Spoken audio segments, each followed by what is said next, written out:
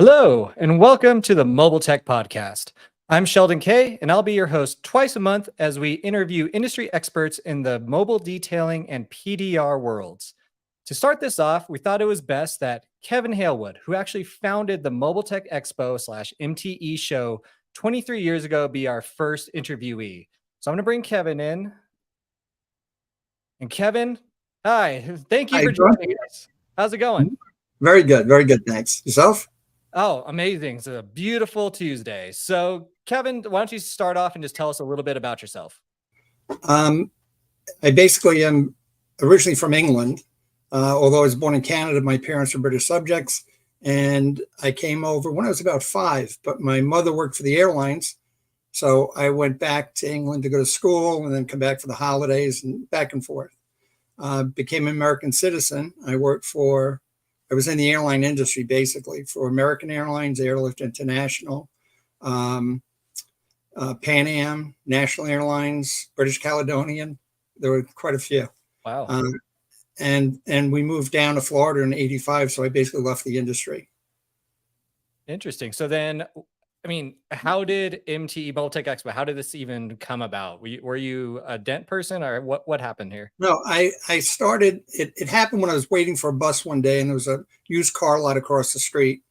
And I'm watching this guy and he's got like silly putty going down the windshield. And he looks like he's got a can of transmission fluid and he pours it in the top and he had made like a little well at the bottom. And I'm standing there watching him. I missed my bus. I was too busy watching him. And he wiped it all down. It had a big crack. And when he finished, you couldn't see it. So I was intrigued. I went over and I said, well, what about it? How do you do that? And he goes, well, I said, yeah, but what about when the guy takes the car off the lot? He said, well, I tell everybody to get insurance. I thought, oh, no, this is an issue. I had started to do trim work, auto interior work. And we started a company called Interiors in Florida. We were doing headliners, seats, upholstery. And I would go to the different shows, to the NACE show, to SEMA, of course, the body shop shows, the ATA shows, constantly to learn new things. And I found that our industry, the mobile techs, there was absolutely nothing. And they were looked down upon within the other industries. Oh, well, you're just a fly-by-night. We've got our own established business. And I thought, well, that's not right. So we started Mobile Tech News, and it was to basically bring everybody together, whatever field you're in, from paint touch-up to PDR to detailing. And that was a newspaper, right? Like an actual. Yeah, it was a newspaper. It was 23 years ago that. Yeah. And it actually became pretty good, as far as circulation. And about 2 years after that, I then put out Detailer's Digest. And the first Mobile Tech News, I went to the SEMA show, and I went to the bathroom, and a guy that was watching the booth with me said, well, some guy came and he was taking pictures of everything. I said, oh, I got home and we had about, 12 or 13 requests for ad space because he had held it up to the camera. And we had in the inside pages how to install a door cap on a Lincoln Town Car. And from that, it was born. We just kept going with the newspapers. Wow. So your show was or no, I guess you haven't even gotten to the show yet. So you just started the newspaper. How long did you do that? Right. Oh, well, I started that about 86, 87. Okay. And by 90, then we're looking for shows, to do a show. So it's probably about 5 years, I guess. Wow. And we then basically we put the feelers out to do a show and how we're going to do it, went about it. And I met with a man by the name of Nat Danis who published Auto Trim News, and he had done many shows. And he helped me as far as like starting the work. I had no clue what to do. A funny story, the very first show was in Orlando.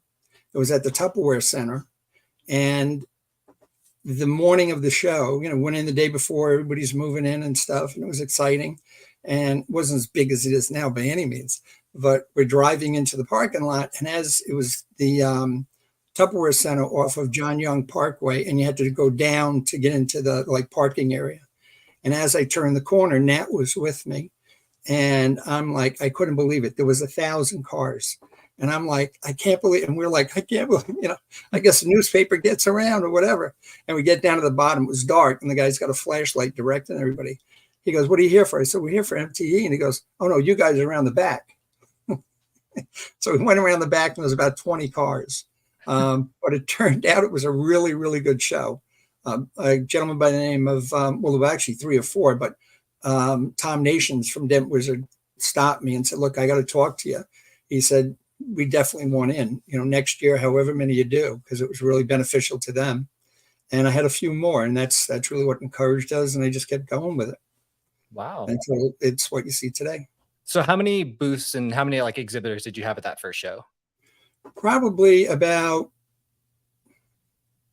I want to say maybe 50 to 70, but we also had brought in a LeBaron convertible and in the middle of the show floor, and we put a new vinyl top on it. Not vinyl top, I'm sorry, new convertible top on it.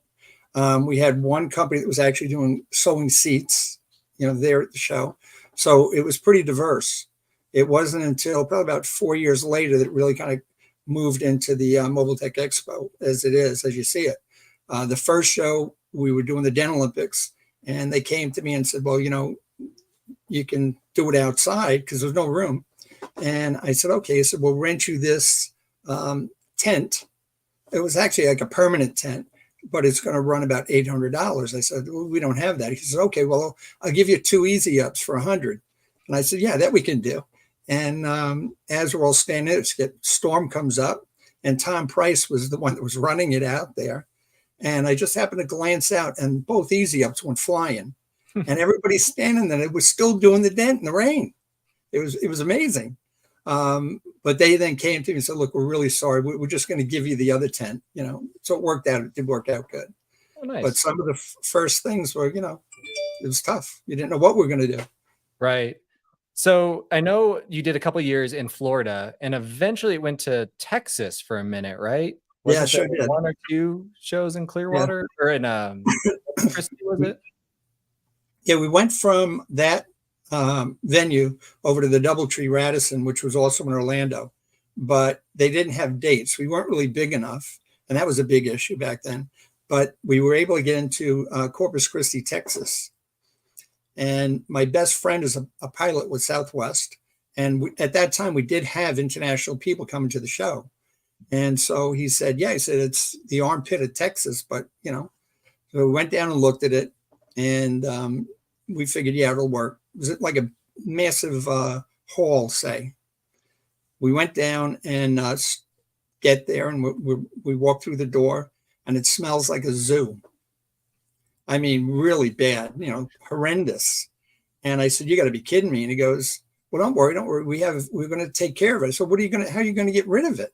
There was actually cow or pig manure in one corner that they use like a forklift to move it around. I'm thinking, oh, geez. So is it like a dirt floor or? No, it was a concrete floor. Concrete floor with manure on it. Okay. Yeah. And it was a livestock show.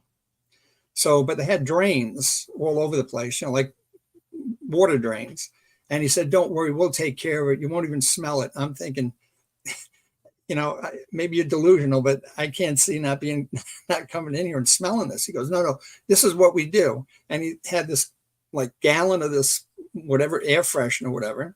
And he said, we pour this in all the troughs. I said, yeah. He said, and then we light these. And he had like delayed candles, probably about 50 of them. And I'm thinking, oh, geez, this is going to be terrible. Well, the next day we came in, which was, I guess, the Wednesday, there was no smell. You couldn't smell it. And I was in shock. The following morning, when the show started, as far as like education and stuff, walked through the door, it smelled like it did the first day. And he said, I'm really sorry. Somebody forgot to somebody turned off the air handlers. I'm like, but it got to the point where it was funny, because of course we get back and everybody's on the internet. Hey, did you hear about MTE? No, yeah, it was a really shit show this year. And I'm like, it's a shit show. We got to the point where it just rolled off our back, Yeah. But that was a funny one. So then you went back to Florida after that, right? Yeah. Yeah. Then we went to back to the Doubletree. There were different owners for, I think, 2 years, maybe 3. Then from there, we went out to Clearwater. No, we went to Clearwater first before Texas. When we came back, we were at the World Gate, which is on the other side of Disney. And we were there for a few years. We actually went up renting more space out in the parking lot with tents. That went well. So it came a long way, but again, in its infancy, we didn't have the clout, shall I say, to actually go into big venues. They wouldn't even talk, they wouldn't even give us time of day, let alone talk to us. Right.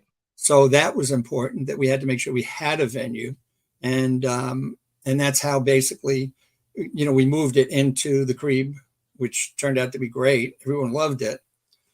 And it just grew on its own, really.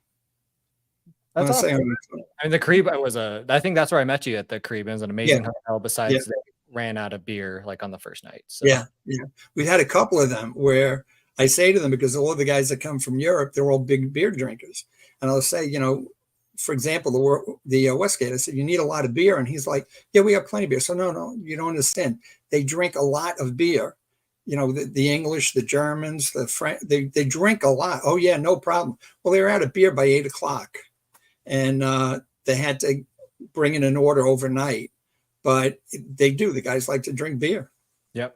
That's everywhere we go now for MTE. Yeah. When you look at the contracts, like, we have to tell the salespeople, like, look, I'm not Yeah. fucking our own egos here. We will drink you out of all the domestic beer you have. Yeah. And they don't believe you. No, not at all. It's every single time there has to be a learning curve on that for them. So yeah.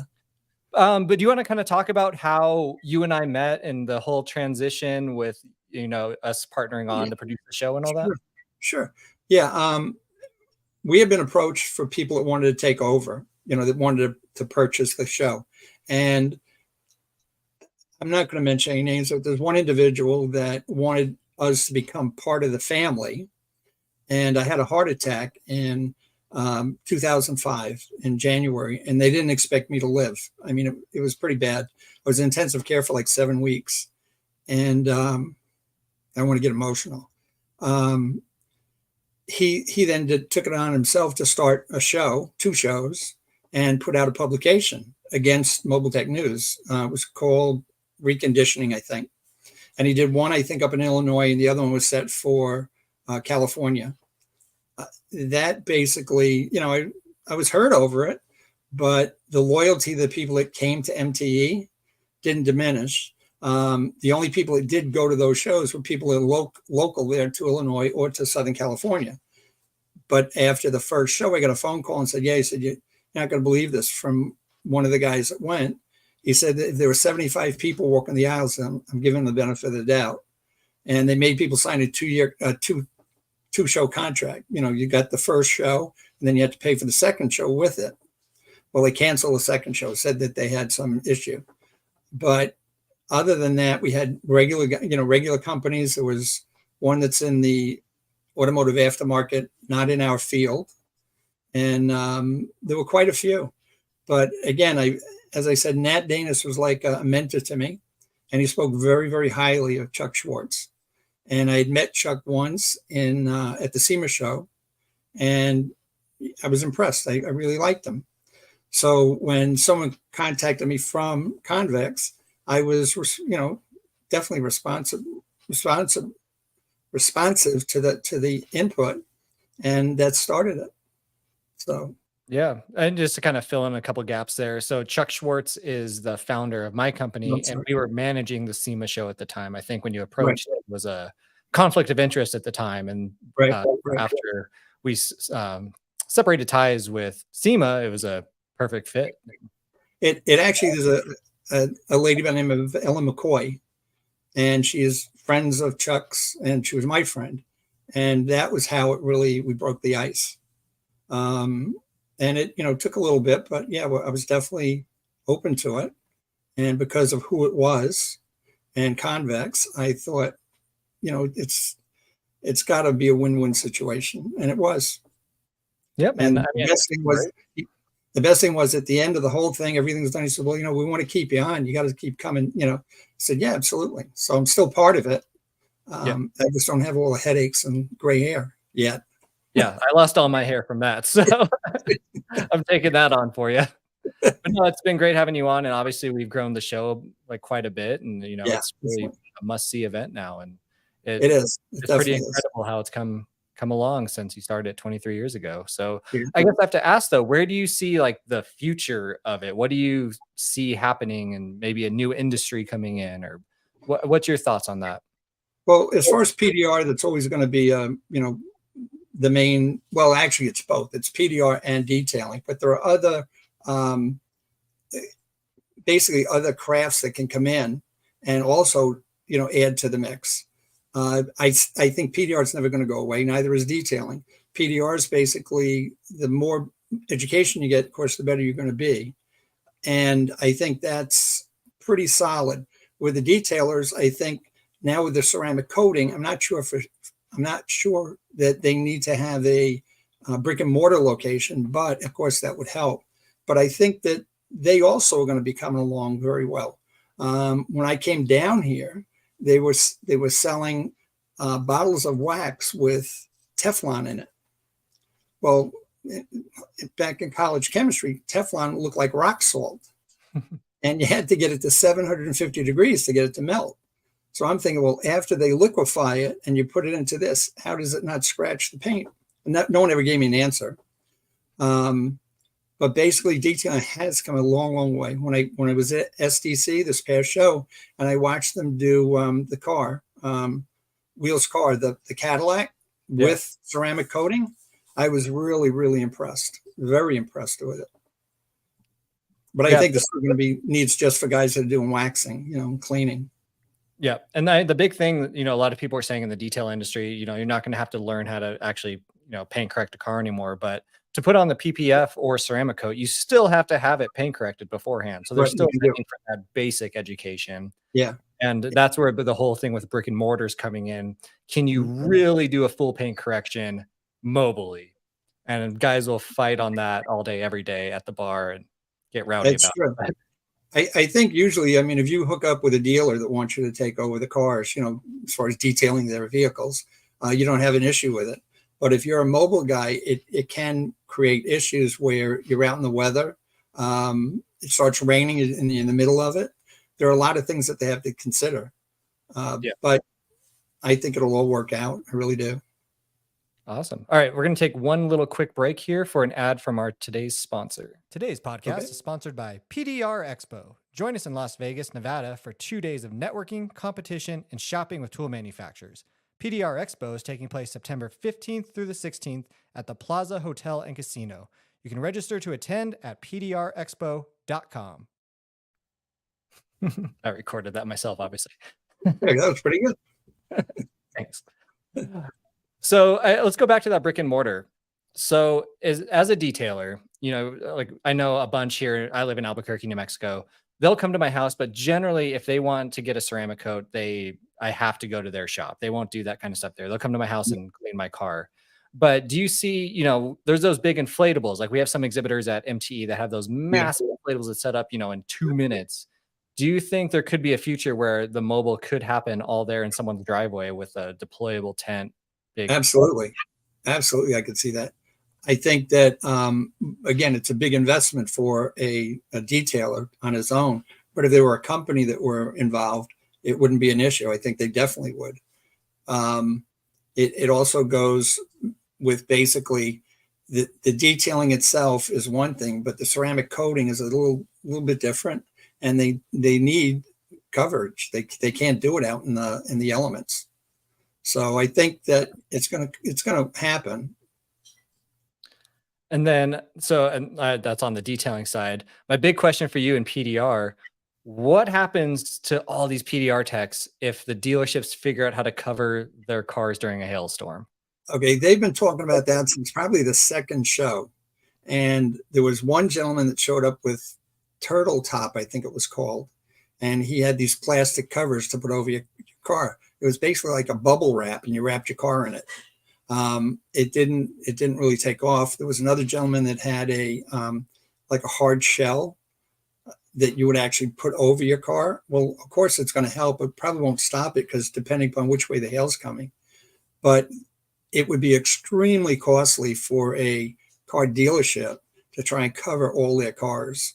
But you could pull them into a big blow up. I mean, now they're making blow-ups for trains, for locomotives where they're doing painting the locomotive inside one of those blow-ups. Well, you would be able to pull multiple cars into it, but is it cost effective for the dealership?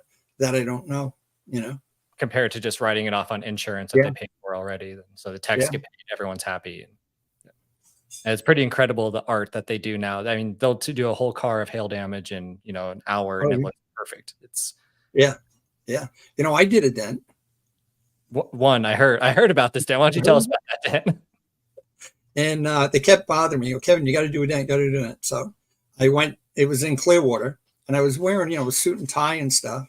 And I go over and they announce Kevin's going to do a dent. So of course I take off my glasses, I take off my jacket, and I'm standing. I can't get the tool on the dent. No matter what I do, and this guy keeps helping me, and I'm pushing away. I'm not doing anything.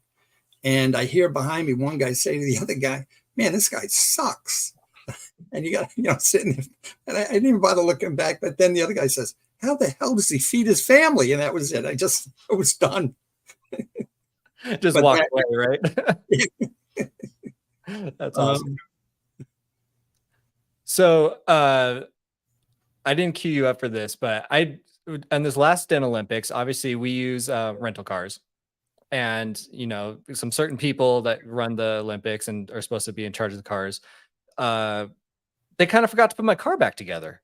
So I get out to take my car back, and the interior is halfway disassembled. But I think I remember you telling me that, weren't there some dents left in your car one time that Yeah. tell you about? Yeah, the Den Olympics was over, and we were taking the cars back. And I think it was Tom Price, and he calls me and he says, "You got that car?" I says, "Yeah." He said, "Well, did you look at it?" I said, "Yeah, it looked good." Because I walked up to it on the driver's side. I saw the hood, the trunk, and doors look good. He said, "Yeah, but you check the other side." I'm like, "No, I didn't check the other side." So I pull over the side of the road, and there's dents all the way down the car. And I'm thinking, oh, geez.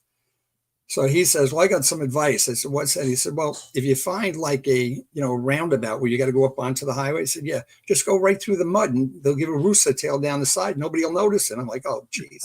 So I drove the car back. They all jumped out laughing, and they fixed it in like 20 minutes.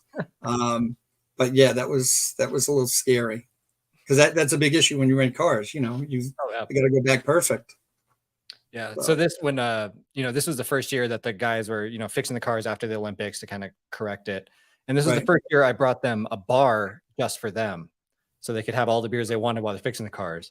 So when I got my car back and, half the interior was I said, "No more bars until you fix my car next time." Definitely. Yeah. Sorry, that was a tangent there, but No. I guess we have the mobile detailing side, we have the PDR side, and both industries are looking for the different add-ons to add value to their business and just make more money. So, there's the glass repair, vinyl repair, which is huge right now. Yeah. Big shout out to Leather Repair Company, who's just crushing it all over the world. But do you see any other industries popping up like that, or like the add-ons people could do to just make more money in what they're already doing? I think, to be honest with you, the old things come back. They come, they recycle themselves. And just like, say, graphics, eventually either paint or I think graphics will come back somewhat. As far as the leather and vinyl, yeah, it's amazing what they're doing. I mean, I was shocked. As I said, I had started with that when I first started, and we couldn't even come close to the results they're getting now. I've seen a couple of, both the leather repairs from Europe, as well as a few vinyl repairs from, it was actually in Orlando, Florida. And I was extremely impressed. And they weren't afraid to work on whatever car you gave them, which back in my day you were, because if the vinyl wasn't secure as far as the backing, you would actually burn through it. Now it's not an issue, which is pretty good. As far as the future, I think that each industry on its own is going to come full circle to something else. And that's what's happened since we first started. As far as like trying to find those industries that are doing it, that's, well, just like we just said, leather and vinyl have come full circle. And I think they're all going to do that. It's just like detailing, before ceramic, that's an issue that, most people didn't know about. And all of a sudden ceramics on the scene, and that's now a big issue for them as far as sales. So, yeah. And that's what we're seeing so much with MTE, that we have to have the education on these topics, because just, you'll see some guy, "Yeah, I'll ceramic coat your car for $100. It's going to be terrible. Yeah. I'll do a leather repair job for $100. Probably not. Yeah. And they do it wrong and ends up having like a weird like corn texture on it that's just Right. horrible. Right. So that's why we're really trying to push that education that, get certified, get the right tools for the job, and be professional about it. So. I mean, if you're going to be a detailer, a professional detailer, you definitely need to join the IDA. There's no question, because they'll help you all along. If you have a problem, you can pick up the phone and talk to someone, and you also then it gives you credibility in the industry. And I think that was a route that came through MTE. Started off with a gentleman. He was actually from England, moved to Fort Myers, I think it was. Graham was his first name. It was the PDTR, something like that. It was Professional Detailers Technicians Association. So PDTRA at the end. And he started it, and it was pretty good. But he passed, and he was a young man. From there, it went to there were a couple of different groups, but prior to the IDA, they didn't have the clout as the ID has. They didn't have the wherewithal as the IDA now has. And I think the IDA is the best thing that happened with detailing, for a detailer especially. Oh, definitely. And they've been a great partner. We love working with them every year to provide education and their certifications and all that. So the great great company or association. If you're a detailer out there, please go contact them, get certified, learn what they can do for you, and get involved and help make the whole industry better. Yeah, I definitely think so. Absolutely. Okay, well, I guess final question of the day. What are your top 3 suggestions for someone first getting into any of these businesses that we've kind of discussed? I think it would have to be generic. And first thing is, for a person starting out in the business, you've got to be honest with your customers. If you're doing something and it doesn't come out the way you wanted it to, or there was an issue, you can't hide it. You can't, stick it in the back or whatever. You got to actually come up front and tell them about it. So that's very important. There are more than one thing. I mean, give the customer more than they expect is something else. And that helps as far as the, you're basically customers telling other customers, and then it just works in a circle. So I think those 2 things are pretty important. As far as the actual industry itself, I would try and find a mentor that you could discuss these things with, whether you're doing paint touch-up, detailing, PDR, or whatever, and try and see if you can mentor with them. And if you have issues or things you need help with, you can just bounce it off of those people. That's great. Honesty is always the best. That's what absolutely. Companies that stick around are honest, and the word spreads about that. So that's really good stuff. So I guess that's all I have for you, Kevin. Do you have any final words or anything else for the people out there? I'll see everybody at the next show. Awesome. Well, if you're in the PDR world, join us at PDR Expo in Las Vegas, September 15 and 16. And if you can't make that, see us at MTE in Orlando, February 1st through 3rd, he says, questionably. Yeah. Somewhere right around there, early February. And stop me in the aisle. Talk to me. Whatever you need I can help you with. I'm there. We have your scooter with the flag on it. Yeah. I don't have the flag anymore. But all yeah, right. I'll be there. Well, thank you very much for taking the time out of your day to come and talk to us. And I will talk to you soon. Great. Thanks so much. Thanks. All right. Well, everyone, I hope you enjoyed the first episode of MTP. We will be doing this, like I said, twice a month and have some different guests. Next, we're going to start this in September. We are going to have Kevin Bird, who, if you don't know him, you're going to have to. He's in the PDR world. And Megan, who used to work for Auto Geek, now working at Car Candy. So she and him have been doing these things for quite a while and have some really interesting stories and insights to the industry. So join us in September, and I will talk to you later.